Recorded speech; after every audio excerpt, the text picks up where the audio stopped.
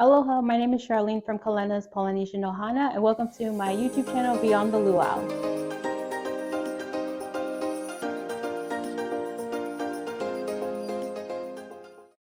Today I'm going to show you how to make a Kiki Fulumoa, which is my absolute #1 most requested costume piece to make a tutorial on. I firstly want to thank everybody for your comments and your feedback. It really helps me know what to make and what to show on this channel. But first, before we start, I do need to make a big disclaimer. There are multiple ways to make this, but because I'm catering to a wide array of viewers, I want to let you know the way I'm going to show you is the easiest way to make a Kiki Fulumoa. So we are going to be using a feather boa. We are going to be using glue sticks. I do want to cater to the most simple techniques. And that way, for those who are a bit more gifted or a bit more experienced in costume design, when you see how I make this, I know for a fact you'll be able to take those ideas and run with it. You'll know where to omit the glue and where to add sewing. You'll understand how to switch out materials, and as well as making it more elaborate and obviously more customized. So let's get started. Here's an overall look of all the supplies you'll need. We're going to be making the most traditional Kiki Fulumoa, which is red with white tips. So we'll need 2 red feather boas and 1 white feather boa. Of course, you're going to need a glue gun and glue sticks, scissors. I'll show you why I have these scissors later on. And finally, ribbon and rope. Today, we're going to be using a black rope for the actual belt part, and then red ribbon to act as the base of the tassel. However, I would suggest whatever color is your rope, your ribbon or your base should be the same color. I don't happen to have black ribbon on me. I have red, which is totally fine. It'll kind of help you understand how we weave the tassel into the belt. So I'm going to move this over to the side. We're not going to use this just yet. Let's move our rope and our ribbon to the side. So scissors and small scissors we're going to need. We're going to be taking the feathers off the boa. So I like to use these scissors. You can get them in like the beauty section, but I really like these because it has like that really fine, super tiny point. And I'll show you why.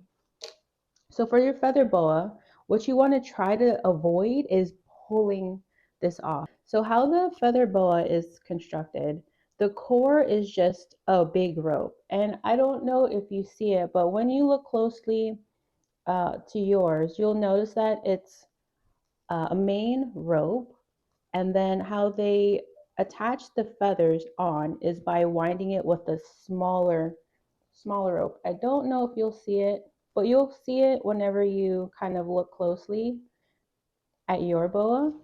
And so that's why these little scissors come in handy. You just go up the middle.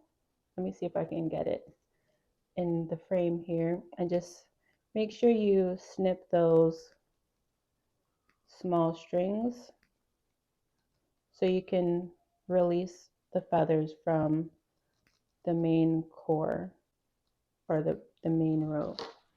And that should allow you to gently pull the feathers off. And if I'm to be completely honest, this is probably the longest part of creating your Kiki Fulumoa. So you want to get as much as of the feather off. So not much, very humble, but you just take them off. And like I said, we'll be using about 2 full boas. So you just want to preserve as much of the feather as possible. And I know it does get tedious and it does take time, but all good things take time, right? And you want to make sure, if you're going to be wearing this or if you're making it for a loved one, you want to put a lot of good energy and some TLC in every step of the way. Okay, so don't forget to also do your white feathers. Again, because we're only just doing the tips of like each tassel, you're not going to be using the whole feather boa. So you don't have to unravel the entire strand, but most definitely you'll have to unravel the entire strand of your red. Now this is usually where I like to put my gloves on. Just gonna wear one for right now. So we're gonna make our tassels that we're going to be gluing onto our base. Now, this is all up to your discretion, however full you want to make your tassel. So I'm just nicely bundling the feathers.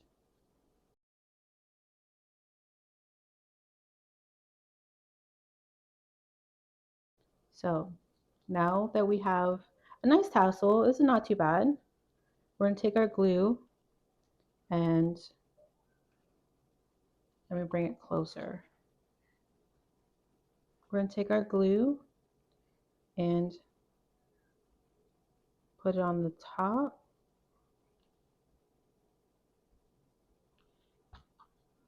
And I'm going to twist. Yes, this is hot. Yes, this is dangerous. Yes, you can. If you have extra time, just use string instead. Like take string and wind it. You can do that as well. I don't have the best dexterity when it comes to like small detail work. So usually it takes me a bit of time to tie that string up. But this is quick and easy. It's easier, quicker.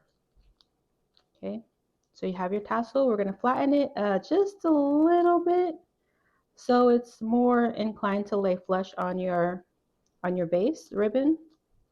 Boom, there you go. Not too shabby, easy.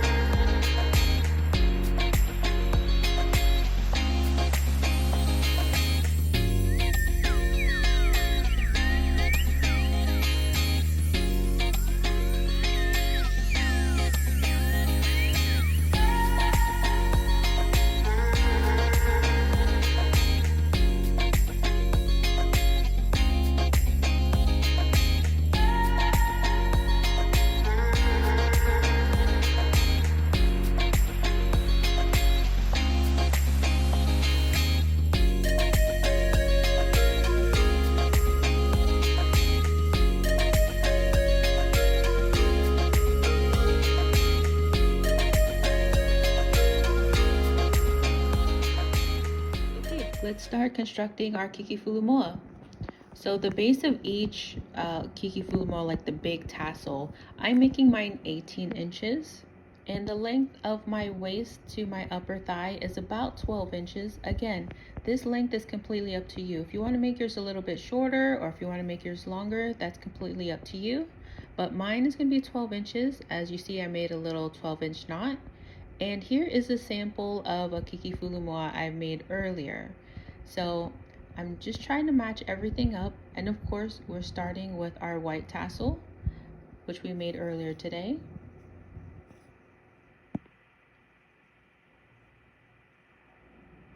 And then here is our red tassels that we made. And to help you along with this process, it does help to make all of your tassels ahead of time, or at least making a big bunch so that you can just start gluing everything down. Okay, let's start gluing. Now remember, please be careful on this part because the glue is hot. I'm going to start by putting some glue on the bottom part of the ribbon. And of course we're starting with our white. So I'm laying down the white tassel flat onto the ribbon. And what you do on one side of the ribbon, you do on the other side. So let's put some glue on that side of the ribbon as well. And then layering the other white feather tassel flush onto the ribbon. And there you go. We got it started. Now let's start with our next tassel up. So we just need the tips of the Kiki Fulumoa to be white. So we're gonna go directly into the red tassels. I'm spacing each tassel out about 2.5 inches. And again, you want to make sure that the feather tassel is securely glued onto the ribbon as well as the top of the previous tassel, so everything is secure. Because we're going to be dancing and jumping, you want the feather tassel to lay flat and secure on the ribbon. And again, what you do on one side of the ribbon, you do on the other side of the ribbon.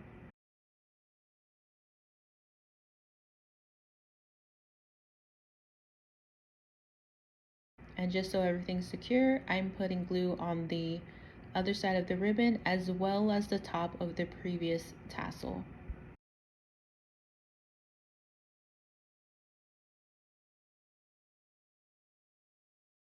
And then we're going to place our next tassel down, making sure everything is secure, nothing is moving. You want to make sure this is very secure and tight so that it doesn't break apart when you dance.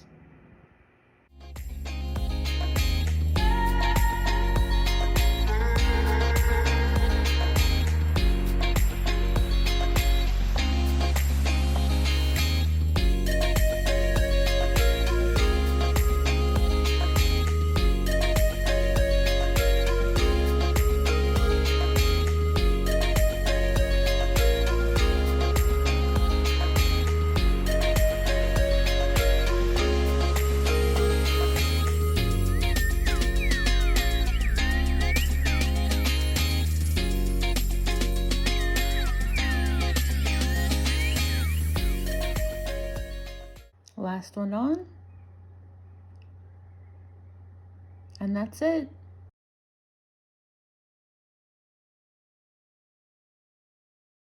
I'm just kind of comparing it to my last couple that I made just to make sure everything looks good, everything looks the same.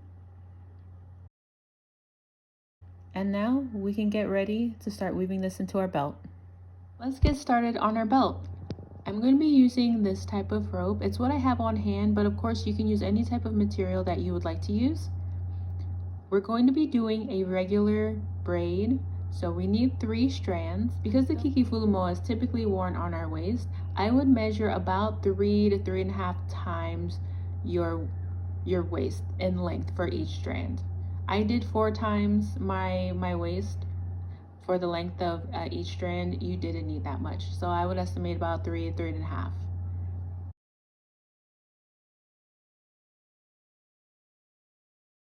And for demonstration purposes, I'm going to be using duct tape and duct taping the braid directly on the table so you can have a better view of how we're weaving the belt in today. We're going to be starting the braid off first before we secure it onto the table. You need enough slack to tie around your waist, so I would say braid about half your waist in length. And again, for me, I like to have a lot left over. That's just how I've always been. So I'm braiding about 12 inches before we add our first Kiki Fulumoa tassel. When you get to the point to where you're ready to add your first Kiki Fulumoa piece, we're going to take that extra red ribbon and we're going to place it underneath the strand that goes from left to right. When you keep it underneath that strand, it keeps that red ribbon hidden. If the ribbon and the rope of your belt is the same color, you should be fine. But making sure that it stays underneath that same rope all the way through will ensure that you don't disrupt your braid pattern. And then we're just going to continue our braid, keeping that red ribbon under that same strand as we continue our braid.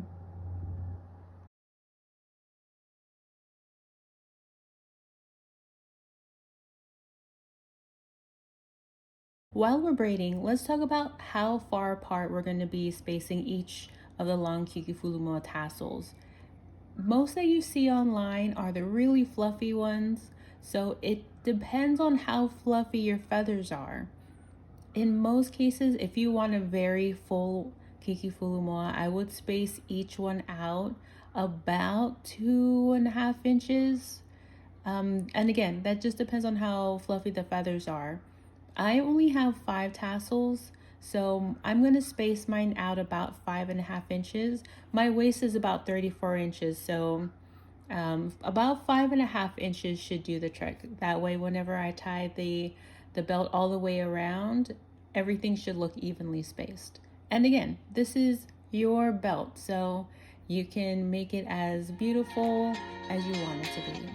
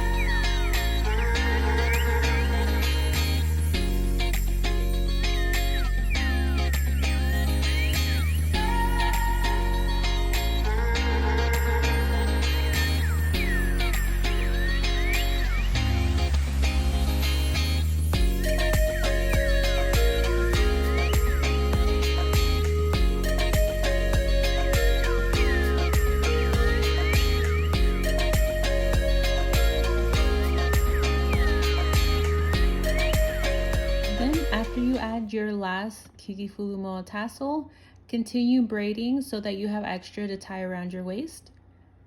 Tie the end and you're done. Here's the finished belt. I'm going to flip it around so you can see where the ribbon pattern falls on the inside. And then when you tie it, everything should be evenly spaced. Everything is beautiful, everything is fluffy, but you can't really tell until you actually try it on. So this is what the Kiki Fulumoa looks like on me. As you can see, I measured from my waist all the way to my upper thigh. And then of course you can customize this however you like. So if you want to make yours look a little bit fuller, I only used 5, so I could easily double that up for a fuller look. And then of course, if you want to make your Kiki Fulumoa a bit shorter, you can definitely go ahead and do that. And actually it'll save you some feathers, so you'll definitely be able to make a fuller belt than mine. And that is it. You've made your first Kiki Fulumoa. So I hope this video helped you. If there's anything else that you'd like to see, feel free to add it in the comments below. And I wish you on your beautiful journey on making your Samoan costume.